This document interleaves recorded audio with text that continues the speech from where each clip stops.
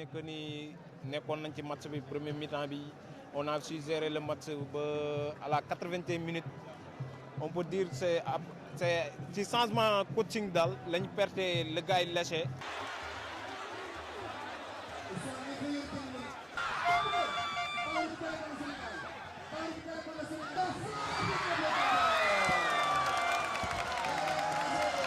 Vous voyez tout ce qui se passe, tout ce rassemblement aujourd'hui. On veut gagner, c'est ça qu'on veut. Mais nous n'allons pas au Qatar pour participer tout simplement. am nañu yaakaar bu baax ne ñaari match yi di ñëw moom dañuy qualifier parce que li ci Équateur nekk ci Qatar nekkul ci Pays-Bas Qatar moom nekk na équipe boo xam ne gis nañ ko comme match bi jàll dafa faible contrairement ak Pays-Bas.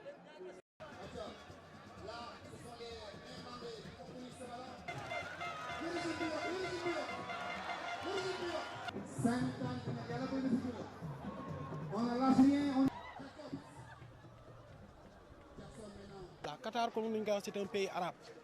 Comme quand un pays musulman là, quand ñun Sénégal ay pays majorité bi yëpp ay musulman lañ donc dañuy neex trop ñoom ñu jël yenn engagement yi bàyyi loo bëri loo xam ne dañ ko dem gis ci terrain yi.